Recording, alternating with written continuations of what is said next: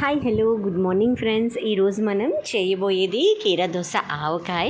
ముందుగా మనం తాజాగా ఉండే ఒక 4 కీర దోశలను తీసుకొని దాన్ని మధ్యలో ఎటువంటి విత్తనాలు ఏమీ లేకుండా నీట్గా క్లీన్ చేసుకొని దాన్ని ఇక్కడ చూపిస్తున్న విధంగా చిన్న చిన్న ముక్కలుగా కోసేసుకోవాలి ఫ్రెండ్స్. కోసేసుకున్నాక ఇలా మనం వెడల్పుగా ఉండే ఒక గ్లాస్ని తీసుకొని మనకి ఎన్ని గ్లాసులు అయ్యాయో వాటిని కొలిచి పెట్టుకోవాలి. అలా కొలిచి పెట్టుకున్నాక ఒక ప్లాస్టిక్ జార్ లేకపోతే ఆవకాయలు పెట్టుకునే జాడీలు ఉంటాయి కదా, అట్లా చిన్నది ఏదైనా ఉంటే మీకు క్వాంటిటీకి సరిపడ్డట్టుగా ఒకటి ఏదైనా బాక్స్ డబ్బాని తీసుకొని అందులో మనం ఏ గ్లాస్తో అయితే కొలుచుకున్నామో అది గ్లాస్ 3/4 కప్పు ఆవాలని తీసుకోవాలి ఫ్రెండ్స్. ఆ 3/4 కప్ ఆవాల్ని, తర్వాత ఒక గుప్పెడు మెంతుల్ని, అంటే ఒక 3 స్పూన్స్ మెంతులు ఎక్కువ వేయాల్సిన అవసరం లేదు, చేదో వస్తుంది. సో మనకి ఫ్లేవర్కి సరిపడేట్టు ఒక 3 టేబుల్ స్పూన్ అయితే సరిపోతుంది.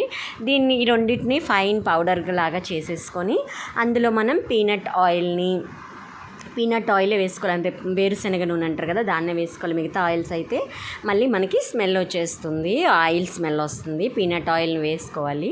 పీనట్ ఆయిల్ వేసుకున్నాక అందులో సరిపడంత ఉప్పు, కారం మనం వేసేసుకొని దాన్ని బాగా ఇక్కడ చూపిస్తున్న విధంగా మిక్స్ చేసి పెట్టుకోవాలి.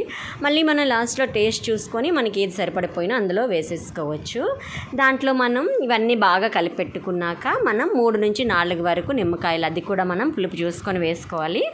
అలా పులుపు చూసుకొని వేసుకున్నాక దాన్ని బాగా కలిపెట్టుకొని మనం ఫ్రిడ్జ్లో స్టోర్ చేసుకుంటే ఫ్రెండ్స్, ఇది 1-2 మంత్స్ వరకు కూడా ఫ్రిడ్జ్లోనే ఉంటే 2 మంత్స్ వరకు కూడా ఏం కాదు, ఫ్రెష్గా ఉంటుంది. ముక్క గట్టిపడిన లోపు నాకు తెలిసి ఇది ఫినిష్ అయిపోతుంది.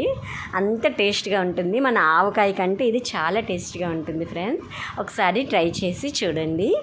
అలాగే ఇలాంటి మరిన్ని వీడియోస్ కోసం నా ఛానల్ని please like, share and subscribe చేయండి ఫ్రెండ్స్. Bye.